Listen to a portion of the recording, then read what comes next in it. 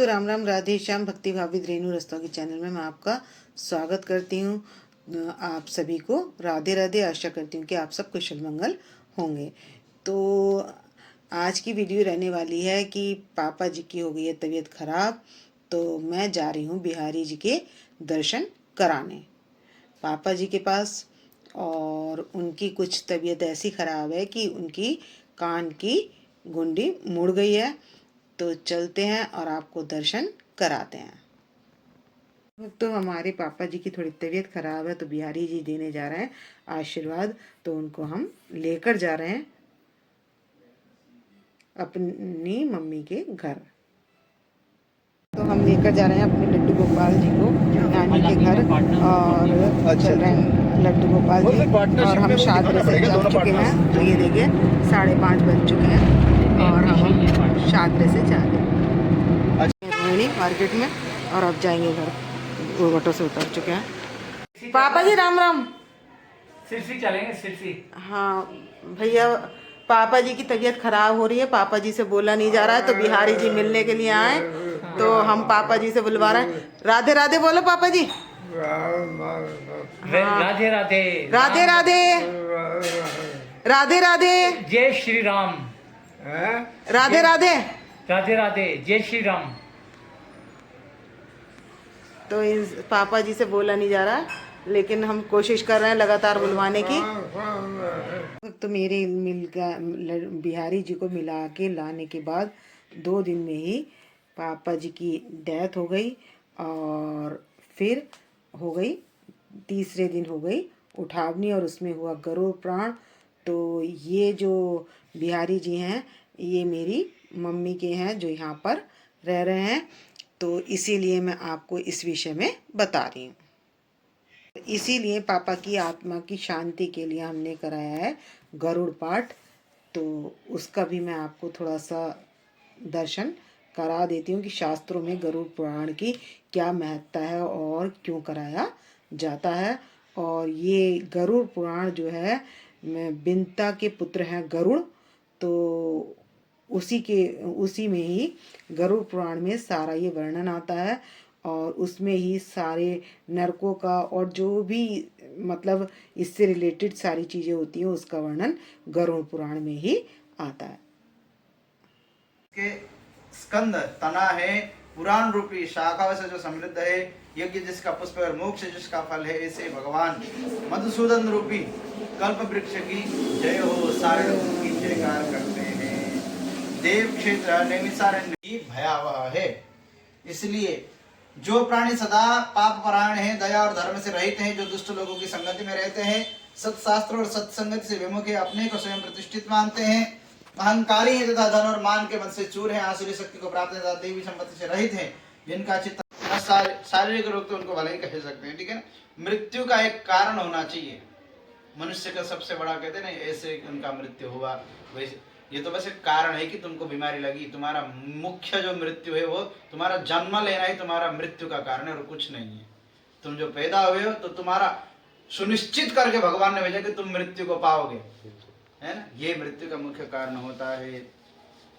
और कहते हैं कि उत्कंठित व्यक्ति, अब सब कुछ हो गया, रोग आदि लगे हुए हैं, तो उस समय भी व्यक्ति की जानकारी के बिना ही सर्प की भांति बलवान काल उसके समीप आ पहुंचता है। उसकी मृत्यु लिखा हुआ है, सता वृश्चिक दंष्ट्रस्य या पीड़ा सानुभूयते।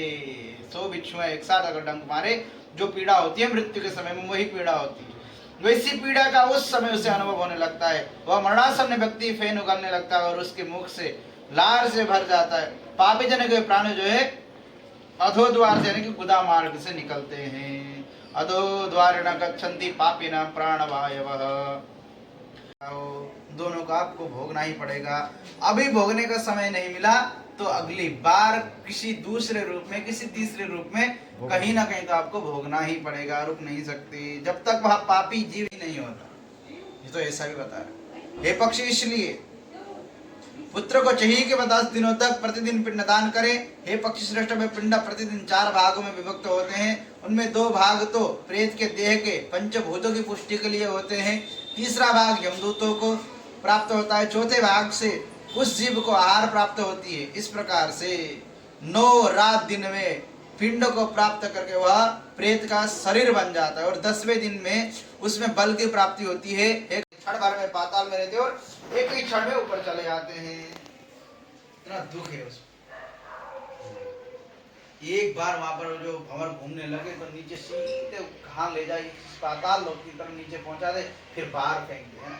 इस प्रकार से वह नदी करती है।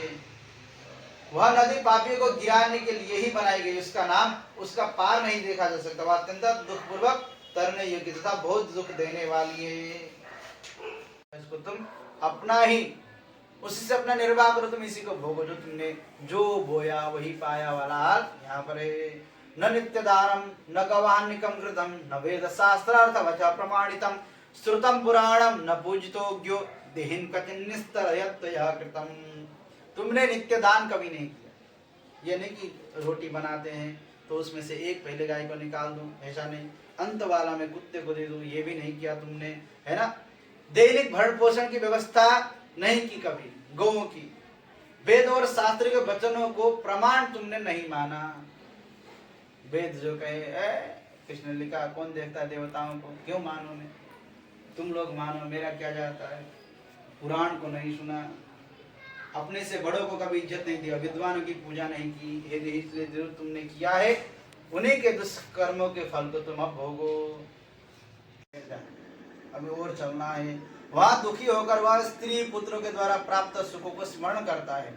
वह अपने धन भृत्य और पौत्र आदि के विषय में सब जब सोचने लगता है तो वहां रहने वाले उनके किन्नर इस प्रकार कहते हैं, धन कहाँ है,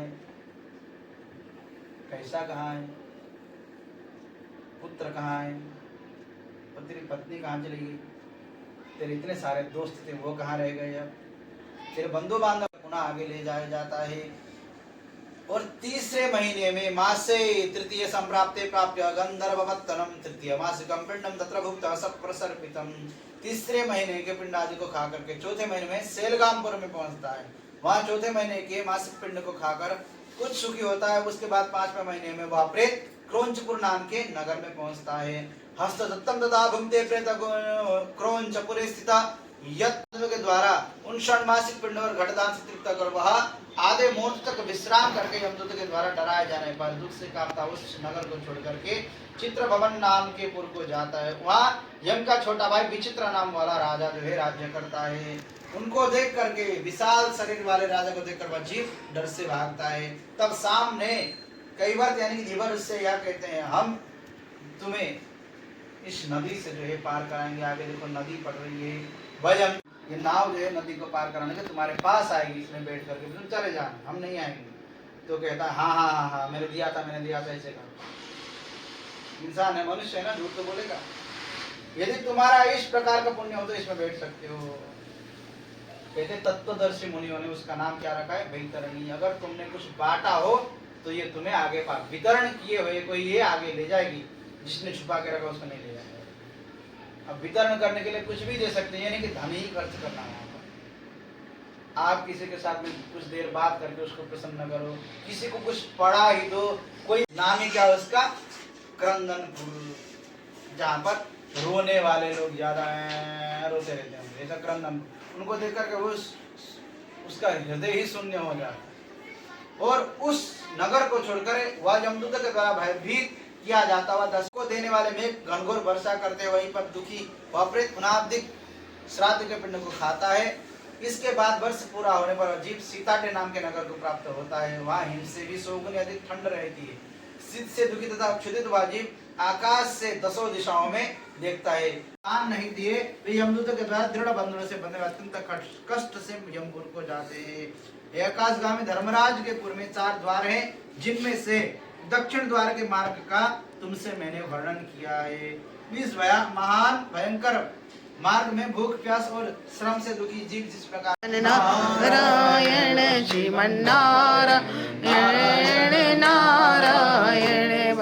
नारायण नारायण नारायण।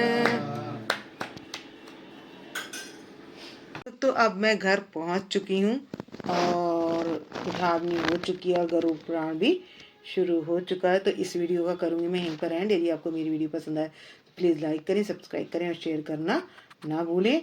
तो भक्तों राम राम, राधे श्याम।